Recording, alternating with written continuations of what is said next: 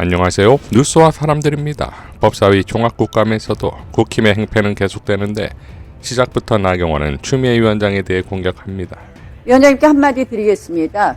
이번 국감이 국감모니터단 NGO 국감모니터단이 선정한 최악의 국감 F학점으로 선정이 됐습니다. 그 핵심 인물 투톱의 위원장에 우리 추미애 위원장께서 선정되셨습니다. 이에 추미애 위원장은 이렇게 응수하지요.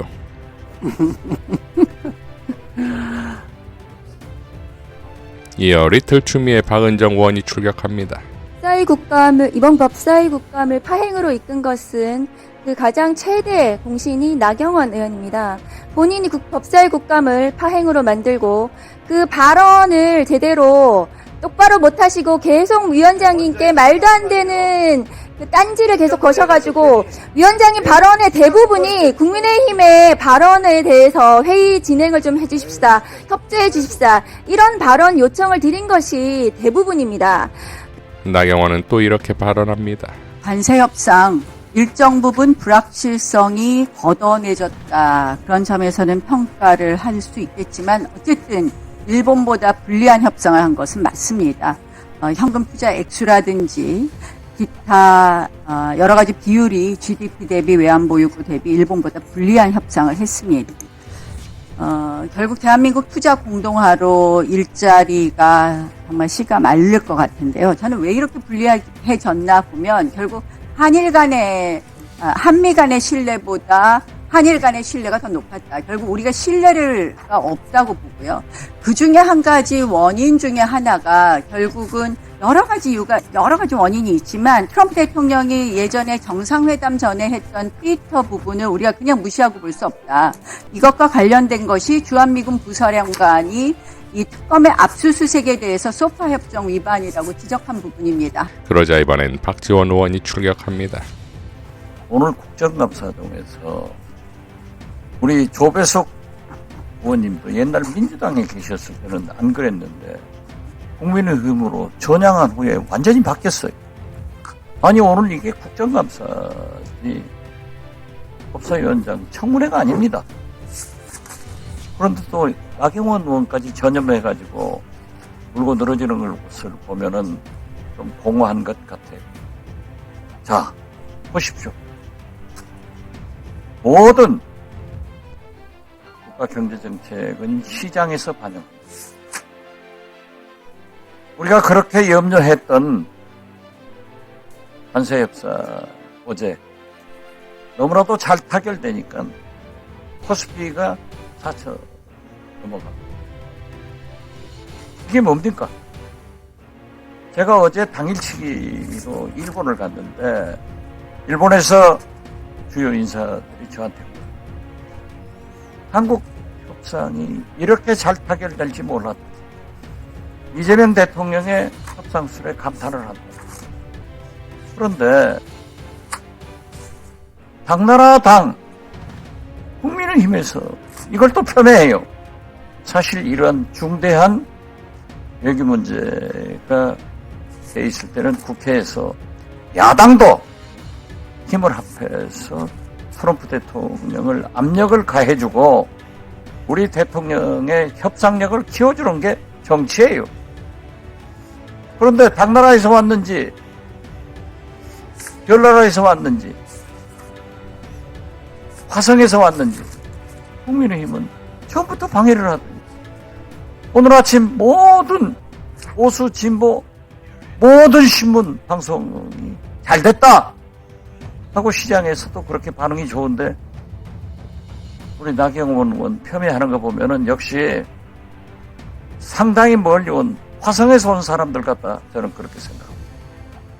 자, 회의 말미에도 나경원과 곽규택은 어미새의 먹이를 기다리는 새끼새 마냥 수도 없이 발언권을 달라고 지저댑니다. 이에 아랑곳 않고 추미애 위원장은 폭풍 발언을 쏟아내는데 네, 국정감사의 소회를 말씀드리겠습니다. 지난 13일 대법원을 시작으로 오늘 30일 종합국감까지 약 20일간 진행된 2025년도 법제사법위원회 국정감사에 대해 간단히 소회를 말씀드리도록 하겠습니다. 이번 국정감사는 작년 24년 12월 3일 일어난 내란과 그 이후 민주주의 회복을 위한 각 부처의 노력을 살펴보는 계기가 됐습니다. 그러나 그 과정에서 일부는 아직까지도 12.3 내란을 부정하는 것을 의심케 하는 답변을 하는가 하면 헌법재판소가 인정하고 온 국민이 증인이 된 국회 침탈 시도 내란 사태를 옹호하는 답변도 나와서 씁쓸하기만 했습니다. 2024년 일어난 12.3 내란 직후 대법원과 법무부를 비롯한 몇 개의 부처는 긴급 간부회의를 개최했습니다. 특히 박성재 장관은 계엄 선포 전 윤석열이 가장 먼저 소집한 국무위원으로 포고령 등 계엄 관련 지시로 의심되는 문건 2장을 받는 장면이 고스란히 CCTV에 공개되기도 했습니다. 이어 계엄 선포 후 교정본부의 수용 여력 점검을 지시하고 출입국 본부에 출국 금지된 대기를 명했습니다. 또 과학수사부 검사를 선관위에 출동시킨 의혹을 받고 있습니다. 대법원 법원행정처도 간부회의를 소집하고 계엄이 국회에서 해제 의결이 되지 않았더라면 계엄사령부 산하에 재판을 통제받도록 한 계엄법을 검토한 정황도 밝혀졌습니다. 윤석열 탄핵 후 조희대 대법원장은 예외를 거듭 적용해 속전속결로 판결로 사법신뢰를 훼손했습니다. 그럼에도 불구하고 조희대 대법원은 국민적 의혹에 대해 시원한 답변도 없었고 의혹에 대한 명확한 해명도 없었습니다. 이번 국정감사에서 앞서 언급한 2가지 사례만 보더라도 사법개혁, 검찰개혁은 대한민국의 민주주의를 지키고 글로벌 중심 국가로 자리매김하는 필수 불가결한 과제가 된 것을 확인했습니다. 감사원의 표적감사 의혹, 검찰의 짜맞추기식 기소, 법관의 재판글의 의혹과 일탈까지 감사를 통해 확인된 사실만으로도 개혁의 필요성은 충분히 확인됐습니다.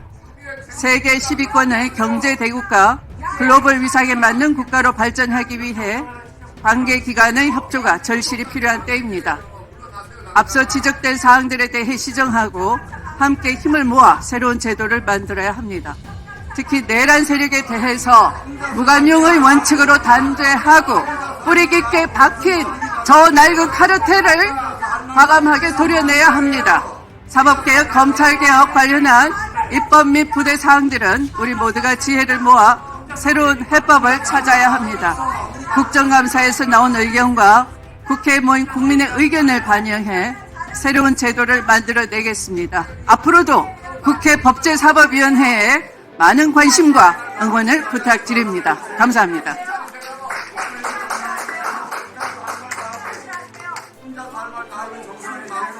그러면 이상으로 2025년도 법제사법위원회 국정감사를 모두 마치도록 하겠습니다. 위원님 여러분 수고 많으셨습니다. 국정감사 기간 동안 정말 수고하셨습니다. 최강의 추미애 법사위를 응원합니다. 이상 뉴스와 사람들이었습니다. 시청해 주셔서 감사드립니다.